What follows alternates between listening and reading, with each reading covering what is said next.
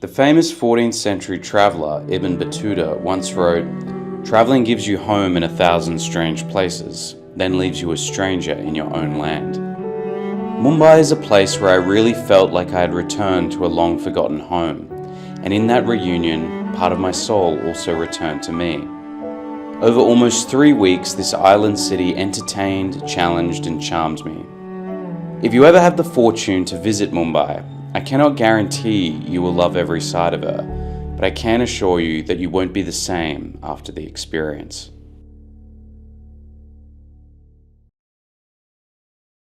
I do enjoy early mornings in India. It is the only time you get any semblance of quiet on the streets. There's a rare calmness. We're going to Sassoon Docks, which is one of the larger fish markets in Mumbai.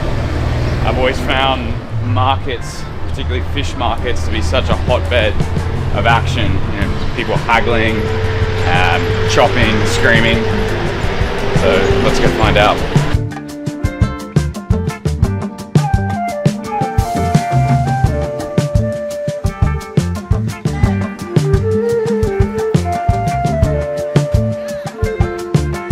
About 6:45 here, just as dawn's breaking, and this place is fully alive, much busier than I expected. There's like traffic jams of people carrying fish and prawns, unloading their haul from the boats.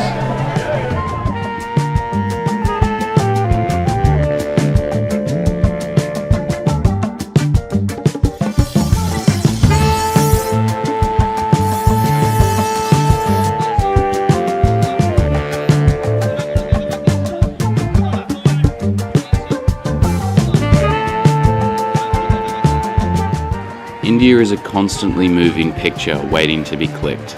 In a single frame you will see so many different colours, expressions and emotions. There is a sort of lawlessness here, produced by almost 1.5 billion people living together. A sort of organised chaos.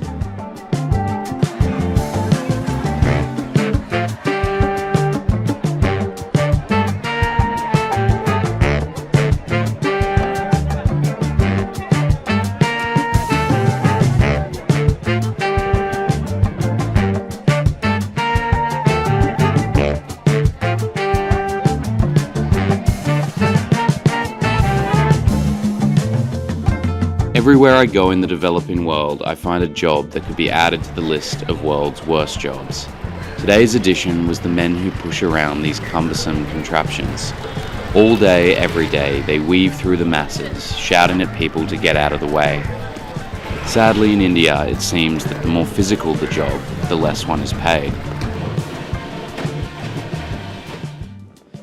After being awakened by the madness of Sassoon Docks, I ventured out to Dharavi Slum, one of the world's largest slums, where I met Shiva, a young man who was born and raised in the area. So now the slum is not a bad or not a crime place. It's a place of creativity, hard work, and all the mixture of communities. And I think that's one of the big misconceptions that I had about this slum, Yes. is that it was just a very bad place to live. Right. But I've heard that there's actually a lot of work and business happening in that community. Yes. So that's the people always think like because of the past things about the slum. Right now people also very things bad about the slum. So that's why we do this tour, so people can know more about the slums, because now it's not like that. Okay. And also like in Mumbai there are more than 2,000 slums. Wow, 2,000 slums. Yes, 40% of Mumbai population lives in the slum. 40%? Yes. Those are staggering numbers. Is this the largest slum in Mumbai? Yeah, it is one of the oldest and the largest slum. So how many people live in Dharavi? So like Dharavi is around 2.3 square kilometer. So around more than million of people lives in the slum in Dharavi. Have you been to New York? I have been in New York a long time ago. Yeah, so that this Dharavi is the half the size of Central Park, New York Central Park. Yeah. So that much space and which densely Enormous populated space. people. Yes. 1.5 million people in a space half the size of Central Park in New York. Yes. Shiva and I started to make our way into the slums, past ancient temples with intricately carved facades, a reminder of the continued importance of religion in the people's daily lives.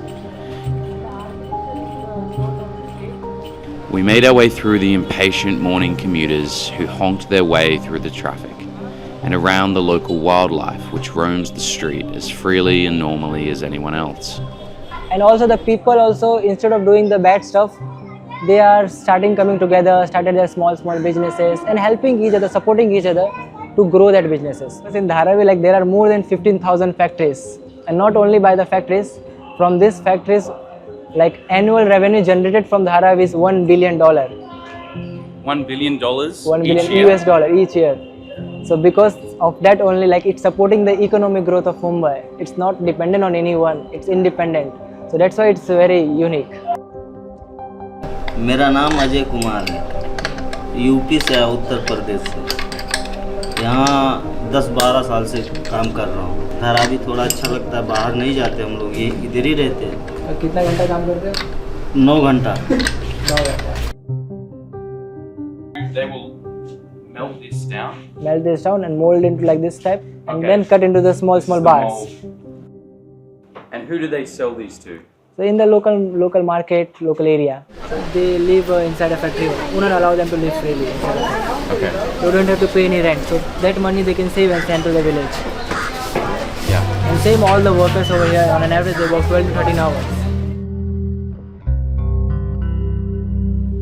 I came across some men making roti, the staple bread served with so many meals. They were kind enough to give me a lesson. Yeah. It's a bit like making pizza. Yeah. Not the best throw. Okay. Oh wow. Namaste.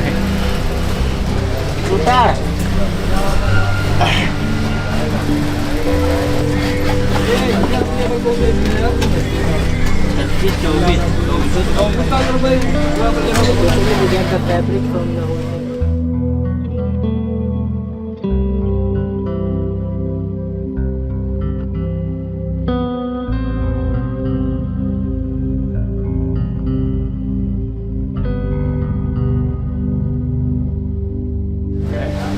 This is the bag that they've made. This is the final product. Now it's not ready because there is a wheel and everything. They need to put the on wheels on.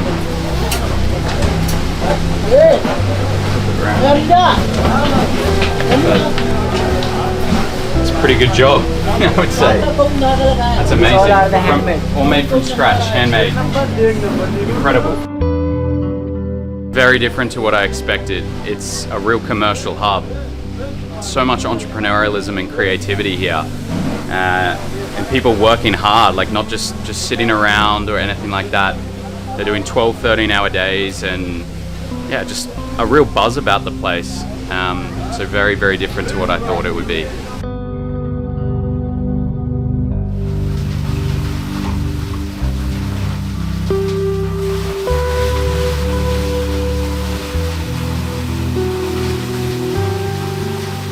So what is the future for the Dharavi Slum?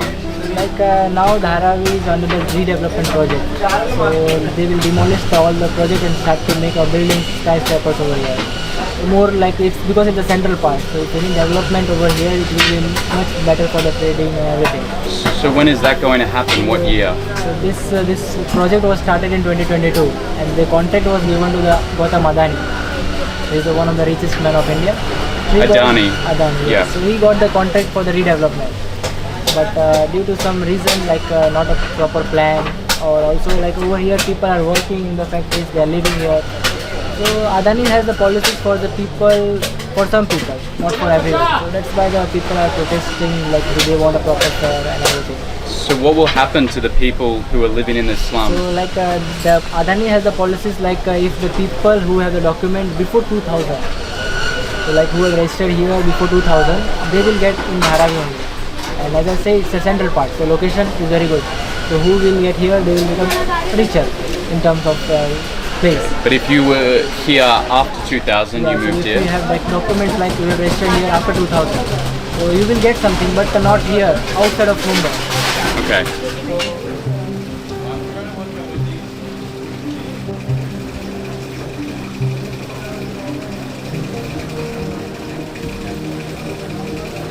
This is where you get the haircut. Haircut, yeah. Is this where you get your haircut? Yes.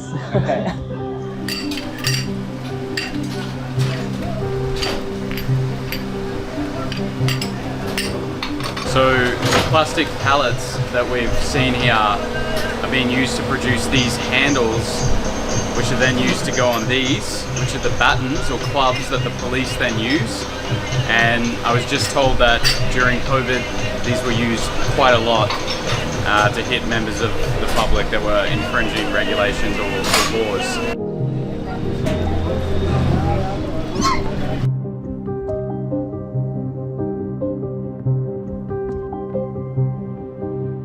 So just to give you an idea of how much people are roughly earning here, they earn about 800 rupees a day. They work for 12-13 hours a day. So that's 66 rupees an hour, which is about 75 US cents an hour.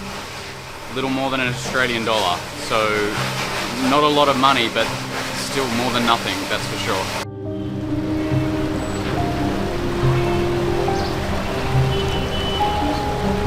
So Shiva just said that this creek is an open sewerage creek that flows out into the Arabian Sea.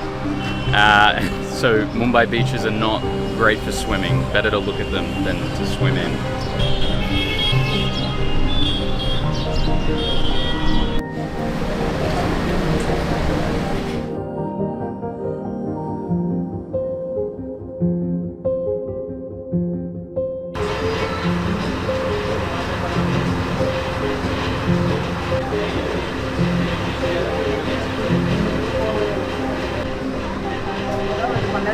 साल से काम करते हैं। पैर देखो, पैर ऐसा, पैर देखो तो डर ही जाओगे, पैर सड़ गया है।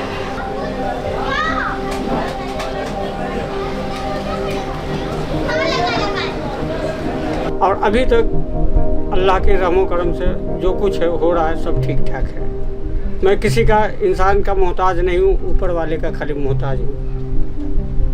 सिर्फ ऊपर वाले का मोहताज हूँ, बाकी किसी का मोहताज नहीं हूँ। तो आप इधर ही रहते हो? हाँ, रहना सहना सभी आदमी का यही होता है, जो है ना, समझ गए। रहना सहना खाना पीना सब कुछ यही होता है, जो कुछ। मैं तो यहाँ 22 साल यही रूम में, यही दुकान, यही दुकान। जब तुम्हारे उम्र का था तब से था। तब से काम कर रहा हूँ, हमारा है खाना, बस लक्ष्य ठीक है, चल रहा है। आप रहते भी यहीं हैं? रहते भी यहीं हैं, इसी कमरे में? हाँ, सोना वोना इधर ही रहता है, खाना पीना खाता है। आप लोग भी दरभंगा के?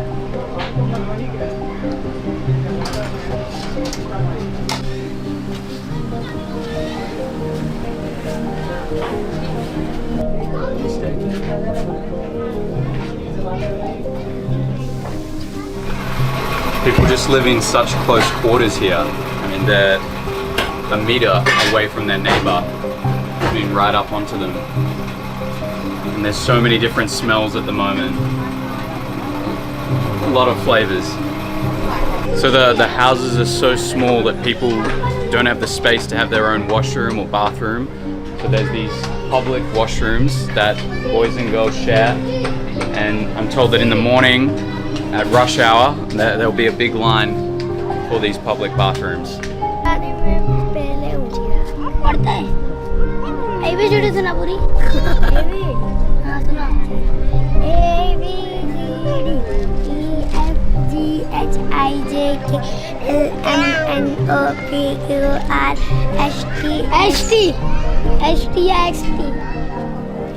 सही से बोल रहे हो?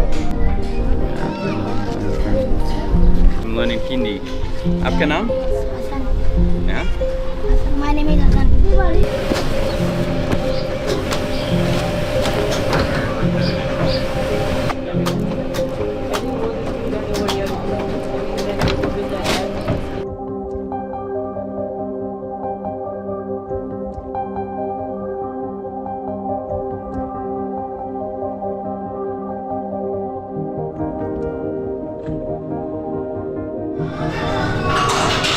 Definitely did not expect to see a gym inside the Dharavi slums, but I mean this is a pretty good looking gym as well. It's got a lot of equipment or everything you need for a good workout.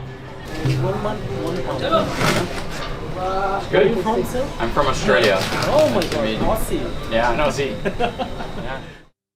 After walking around the slums, I headed to the artsy neighbourhood of Kala Ghoda to learn about a very different side of Mumbai. So where are Gallery 7's clients mainly based? Are they international or domestic? All over the world. Okay. We've got clients coming from all parts of the country, all parts of the world.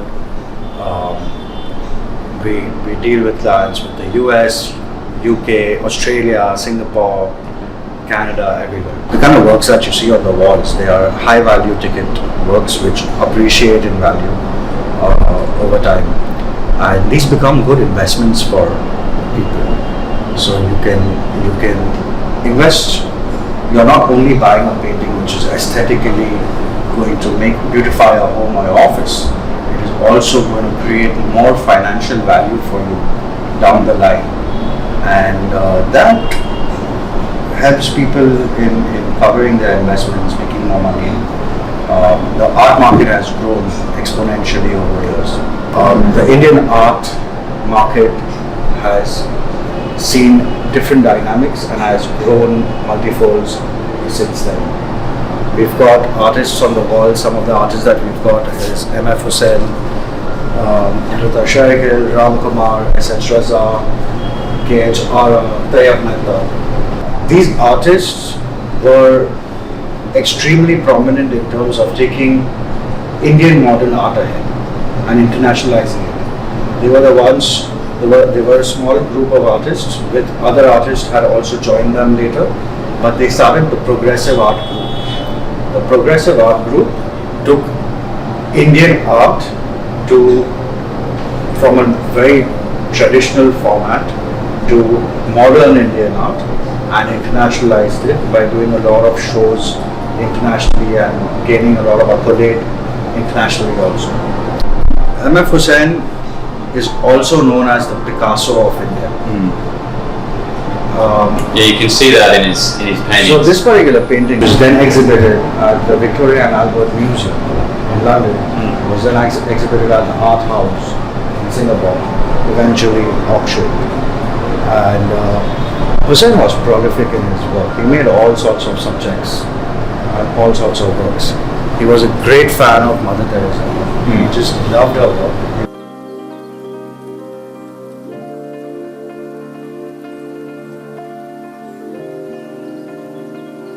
And 2024 report says that geographically,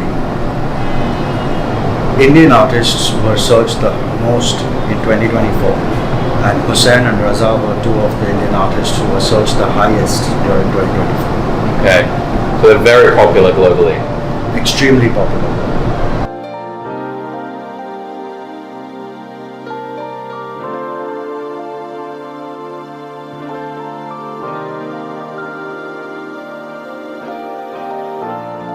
I think one of the most unique aspects of Mumbai is that sharp contrast between wealth and poverty, and you see that every day in the architecture and the people. For example, this morning we were in Dharavi Slum, which is an enormous expanse, up to 1.5 million people living in poverty, and within 30 minutes we're transported into an entirely different world, looking at artwork worth £500,000 British pounds.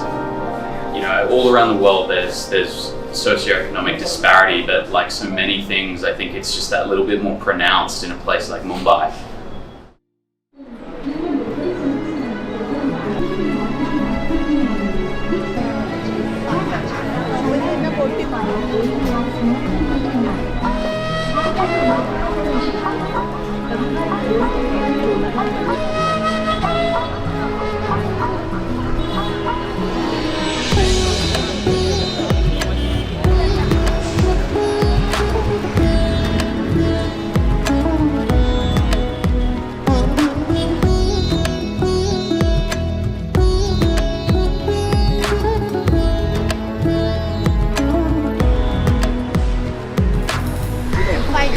Where are you from? I'm from Australia. I'm from India.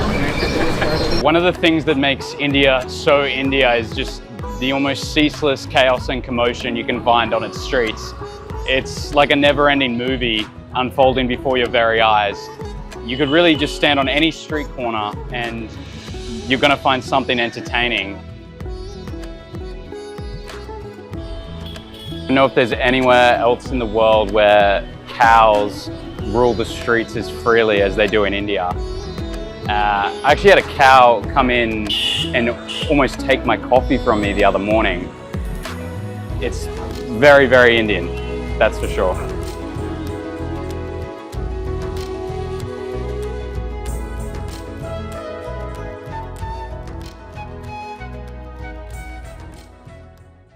So we are on our way to Maiden Oval, which is the iconic cricket ground here in Mumbai.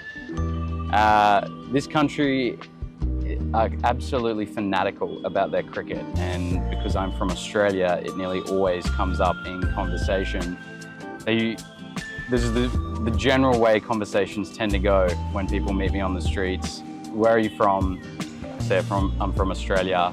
Do you know Ricky Ponting or Shane Warne? Of course I do.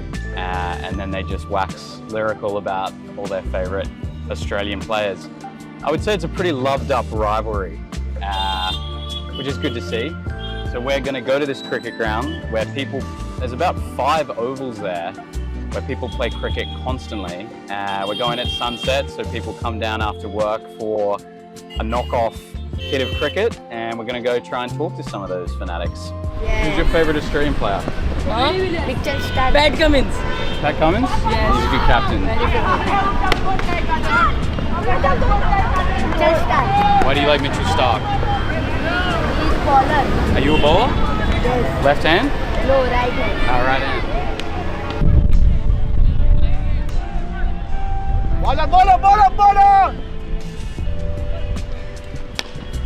Have you lived in Mumbai all your life? I'm born and brought up in Mumbai. All right. What do you love about Mumbai? The life. The best thing I love is the struggle in Mumbai. The struggle. Yeah, because that teaches you a lot. Yeah. So I've come from scratch. Started as a dishwasher. Yeah. To now owning a school in Mumbai. Oh wow, you own a school? So Yeah. you're like the headmaster? No, I am the director of the school. Okay. Me and my wife. Oh, fantastic. This is the winning team, right? Hello, gentlemen. Congratulations on the win. My age was 10 years. I'm playing sports from there. Now still I'm playing sports, and this is my bread and butter. No, that's great. Yeah. It keeps you healthy. Yeah, this is my bread and butter because whatever I love cricket, and I'm working in that only. Yeah, I just love Maiden Oval. The first time I saw it, it just looked iconic. I really like that it's surrounded by these beautiful buildings with the legacy of the British architecture. And it's just thriving. Like every afternoon, people are coming down after work, hanging out with each other. It's great.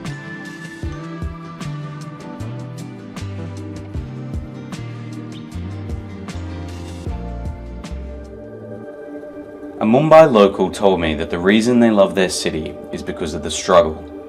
In my 3 weeks here, I saw enough to understand what he meant by this statement.